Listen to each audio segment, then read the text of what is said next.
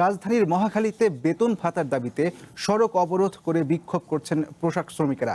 এ বিষয়ে বিস্তারিত জানাতে এই মুহূর্তে সেখানে আছেন সহকর্মী তানজিন আক্তার। যাচ্ছি তার কাছে। তানজিন, সেখানকার পরিস্থিতি কি দেখছেন? সড়কে কি যান চলাচল স্বাভাবিক আছে?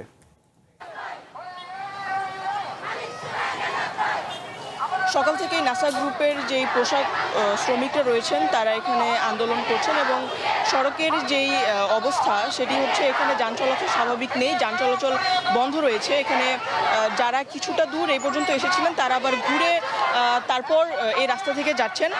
এখানে দেখতে পাচ্ছেন যে এখানে পেছনেই যে গাড়িগুলো রয়েছে সেগুলো কিন্তু এখান দিয়ে বের হতে পারছে না, কারণ তারা একদম মূল সড়কের মধ্যে বসেই তাদের এই আন্দোলনগুলো করে যাচ্ছেন সকাল থেকে। এখানে আমরা কয়েকজন পোশাক শ্রমিকের সঙ্গে কথা বলার চেষ্টা করেছিলাম। তারা যেমনটি আমাদেরকে জানালেন যে তাদের মে মাসের বেতন এখনও তারা পাননি। তাদের 2025 সালের যেই ছুটির টাকা সেটিও কিন্তু তাদেরকে এখনও দেয়া হয়নি। এছাড়াও যে নোটিশের যে পে বিলগুলো রয়েছে সব মিলিয়ে তাদের একটি বড় পাওনা রয়েছে তাদের যেই প্রতিষ্ঠান সেই প্রতিষ্ঠানের কাছে, কিন্তু তাদেরকে না জানিয়ে ফ্যাক্টরিটি বন্ধ করে দেওয়ার কারণে তারা এখন দুর্ভোগে পড়ছেন এবং সেই কারণে তারা এখন রাস্তায় নেমে এসেছেন।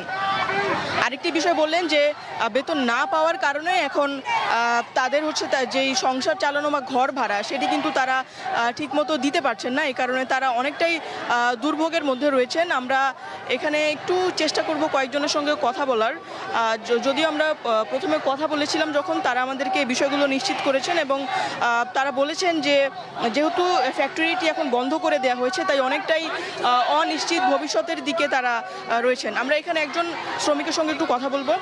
আপনাদের মানে কি সমস্যা নিয়ে আপনারা এখন আন্দোলনে নেমেছেন? সমস্যা হলো আমাদের বেতন ভাতা ঠিকমতো দেওয়া হয় না। আমরা ঈদের ছুটিতে চলে গেছি গত মাসের 1 তারিখে, এই 28 তারিখে 30 তারিখে এসে আমাদের ফ্যাক্টরি বন্ধ করে দিয়েছে। আমাদের নোটিশ না দিয়ে আমাদের বন্ধ করে দিয়েছে। তখন আমরা আসে দেখি যে বন্ধ। আমরা দাবি নিয়েছি গত মাসে বেতন পাবো, রানিং মাসে পাবো, তার 2025 সালের ছুটির টাকা পাবো, মে মাসে এর বেতন পাবো। এইসব দাবি নিয়ে আমরা আজকে আন্দোলনে নামছি। ফ্যাক্টরি বর্তমান বন্ধ ঘোষণা করছে। আমাদেরকে ঈদের ছুটি দিয়ে পাঠাইয়ে পরে লাঞ্চের পরে নোটিশ দিচ্ছে ফ্যাক্টরি বন্ধ। আমরা জানি না, আগে দেখি ফ্যাক্টরি বন্ধ। ফ্যাক্টরি বন্ধ করলে সমস্যা নাই, কিন্তু আমাদের দেন পাওনাটা আমাদের দিতে হবে। বুঝাই দিলে আমরা আমাদের আন্দোলন তুলে নেব। জি, আমরা আরেকজনের সঙ্গে একটু কথা বলার চেষ্টা করবো। জি,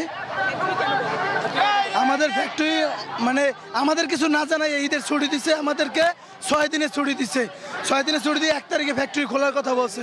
1 তারিখে আমরা আসছি সকালে, আইসে দেখে আমাদের ফ্যাক্টরি তালা মারা। আমাদের কিছু না জানাই ওনারা ফ্যাক্টরিটা বন্ধ করে দিচ্ছে। এখন বন্ধ করে দেখ, তাতে আমাদের কিছু যায় আসে না। উনি চালাইতে পারবে না, ভালো কথা। আমাদের পাওনা টাকা আমাদেরকে বুঝাইতে হোক, আমাদের ঘাম জড়ানো টাকা আমাদেরকে বুঝাইতে হোক।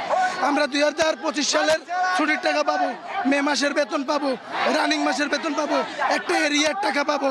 তারপর একটা ফ্যাক্টরি বন্ধ করলে যে আপনাদের এখন দাবিগুলো কি? আমাদের দাবি কথাই তো বলতেছি যে আমাদের মে মাসের বেতন আছে, 2025 সালে ছুটির টাকা আছে, একটা এরিয়ার টাকা বাকি আছে ডিসেম্বর মাসে, এই রানিং মাসের বেতন আছে। তারপরে একটা ফ্যাক্টরি বন্ধ হইলে যেই নিয়মে ফ্যাক্টরিটা বন্ধ করতে হয় ওই নিয়মে টাকা পয়সা বুঝাই দেয়। আমাদের সরকারের কাছে এটাই দাবি যেন আমাদের টাকা পয়সা আমরা ন্যায্যভাবে পাই, আমরা যেন রাস্তায় না থাকতে হয়। পুলিশ বলছে আমাদেরকে 16 তারিখের কথা, 15 তারিখের কথা বলছে শ্রমমন্ত্রী বিদেশে গেছে, উনি আসলে টাকা পয়সা বুঝাই দেওয়ার কথা, একটা সিদ্ধান্ত দেওয়ার কথা, কিন্তু ওনারা কোনো সিদ্ধান্ত আমাদেরকে এখনও দেয় না। তাই আমরা রাস্তায় নামতে বাধ্য হয়েছি। আমরা শুনছিলাম তাদের কাছ থেকে যে তারা কি দুর্ভোগে পড়েছেন এবং কি দাবি নিয়ে তারা রাস্তায় নেমেছেন। এখানে যেহেতু সড়কের দুই পাশে যান চলাচল বন্ধ রয়েছে, এখানে আমরা পুলিশের কর্মকর্তাদেরকেও আমরা এখানে দেখেছি আসতে এবং পুলিশের বড় একটি গাড়িও আমরা এখানে দেখেছি। সড়ক অবরোধের ফলে কিন্তু এখানে যারা অফিসগামী মানুষজন আছেন বা অনেকেই শিক্ষার্থী যারা আছেন তারা কিন্তু অনেকটা বিপাকে পড়েছেন, যেহেতু এই সড়কটি একটি ব্যস্ত সড়ক। এখানে সবসময় গাড়ি ঘোড়া চলাচল করে এবং এখানে যে অফিসগামী মানুষগুলো রয়েছেন তাদের সঙ্গে কথা বলে আমরা দেখেছি যে যেহেতু গাড়ি চলছে না তাদের অনেকেরই অনেকখানি হেঁটে অফিসে যেতে হচ্ছে এবং যে ভাড়া ছিল তারা সেটি নিয়েও বলেছেন যে গাড়ি যেহেতু পাওয়া যাচ্ছে না, কিছুটা সংকট, তাই ভাড়া নিয়েও তারা একটু সমস্যাতে পড়ছে। ধন্যবাদ তানজিন।